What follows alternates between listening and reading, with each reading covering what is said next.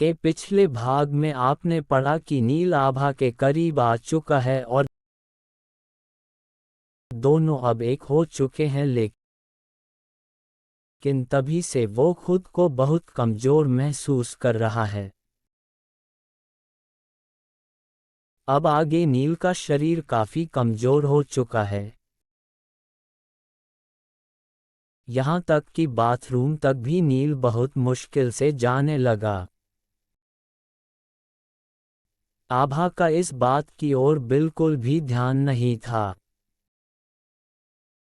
नील ने उसे कई बार कहा कि उसे उसके घर छोड़ आए, लेकिन आभा उसे हमेशा ये कहकर टाल देती कि अभी तुम ठीक हो जाओ फिर चलेंगे। आभा का सिर्फ एक ही मकसद होता, वो था नील के साथ संबंध बनाना।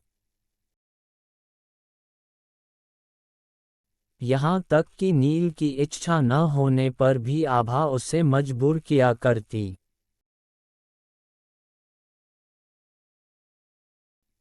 उस तरह से 5 दिन बीत गए और एक रात नील को जो सच्चाई पता चली उसे नील को सहन करना मुश्किल हो गया।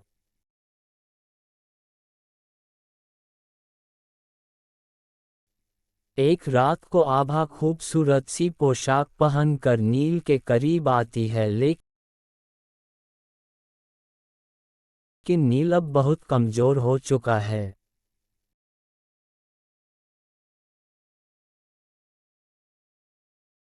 वो आभा से कहता है, मुझे नींद आ रही है, मैं सोना चाहता हूँ।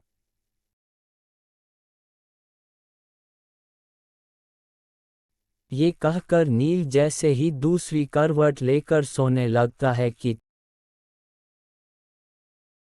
तभी आभा को गुस्सा आ जाता है और वो नील को कहती है, जो मैं कहूंगी वो तुम्हें करना ही होगा। नील उसका ऐसा रूप देखकर हैरान हो जाता है और कहता है, आभा तुम्हें क्या हो गया है? ये कैसा प्यार है तुम्हारा जो तुम्हें मेरी हालत भी नजर नहीं आती है? इतना स्वार्थी प्यार कब से करने लगी तुम? आभा अब कुछ नहीं कहती और वहां से उठकर बाहर चली जाती है। अब नील को आभा पर शक होने लगा है और रहकर उसे यही ख्याल आ रहा है कि कहीं मयूरी की कही बात सच तो नहीं। कहीं आभा ही तो वो ट्रेन वाली पिशाचिनी नहीं। फिर नील खुद को ही तसल्ली देते हुए मन में कह रहा है, नहीं ऐसा नहीं हो सकता, मेरी आभा एक पिशाचिनी नहीं हो सकती। अगर ऐसा होता तो अभी तक तो मुझे मार चुकी होती, लेकिन मैं जिंदा हूं इसका मतलब ये पिशाचिनी नहीं है। आज नील का मन बहुत बेचैन है, कभी भी तो उसे आभा पर भरोसा हो रहा है और कभी उसे न चाहते हुए भी मयूरी की कही हुई बातें याद आ रही है। अब वो मन ही मन ईश्वर से प्रार्थना कर रहा है ईश्वर अब बहुत हो चुका है, मैं इस मयूरी और आभा की पहेली में उलझ कर रह गया हूँ। मुझे कुछ समझ नहीं आ रहा कि क्या सही है और क्या गलत। अब मैं सब कुछ भूल कर आपकी शरण में आ चुका हूँ, मुझे मार्ग दिखाओ। तभी उसे मयूरी की कही हुई मंत्रों वाली बात याद आती है। अब नील को भी लगता है कि उसे मंत्र पढ़ने चाहिए, लेकिन उसे केवल गायत्री और महामृत्युंजय मंत्र ही आता है। इसीलिए अब वो महामृत्युंजय मंत्र जपने लगता है। कुछ देर मंत्र जपने के पश्चात उसे महसूस होता है कि उसका शरीर पहले से थोड़ा सा ताकतवर हुआ है। अब वो मन ही मन मयूरी को याद कर रहा है और अब उसे भरोसा हो गया है कि मयूरी चाहे कोई भी हो लेकिन उसका भला ही चाहती थी। वो मन ही मन अब मयूरी को याद कर रहा है और कह रहा है, मयूरी तुम जहां भी हो प्लीज यहां आ जाओ, मैं तुमसे मिलना चाहता हूं।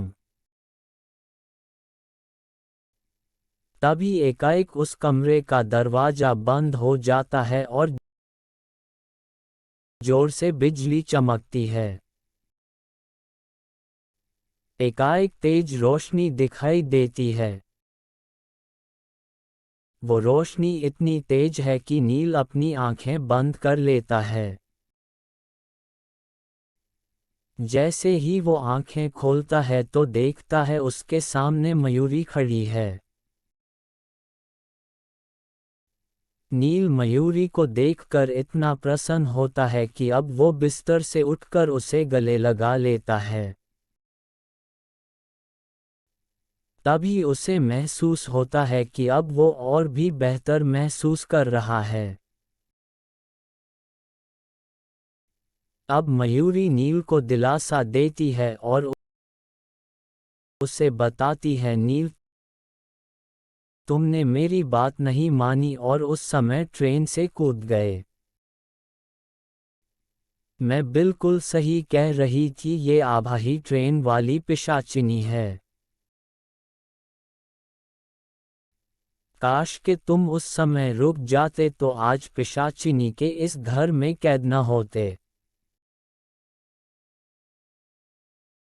अब नील मयूरी से कहता है, मयूरी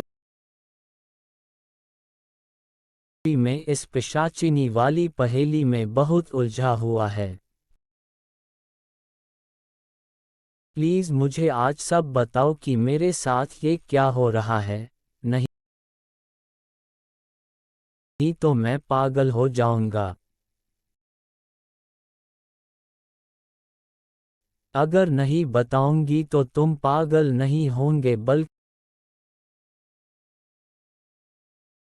पिशाचिनी की तरह एक पिशाच बनकर हमेशा के लिए उसी के हो जाओगे। मयूरी ने नील को समझाते हुए कहा। नील मयूरी की कही ये बात सुनकर डर जाता है और कहता है, ये तुम क्या कह रही हो? मैं और पिशाच, लेकिन ये कैसे हो सकता है? मयूरी कहती है, मैं तुम्हें सब सच बताऊंगी लेकिन अभी सही समय नहीं आया। अभी आभा के आने का समय हो रहा है। आज रात कुछ भी करके उसके करीब मत आना, नहीं तो फिर से अपनी सारी शक्ति खो बैठोगे। मैं जा रही हूँ, सुबह तुम्हें यहाँ से निकालने के लिए जरूर आऊंगी।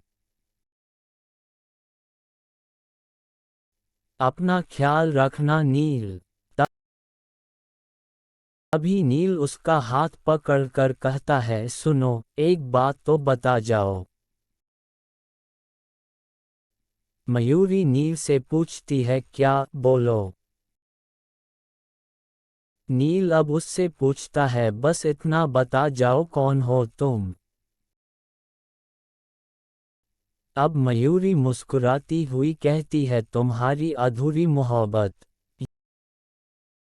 ये कहकर मयूरी वहां से गायब हो जाती है और नील बुद्ध बना हुआ उसे देखता रहता है। नील, आभा और मयूरी की क्या है ये उलझी हुई पहेली, जानेंगे अगले भाग में।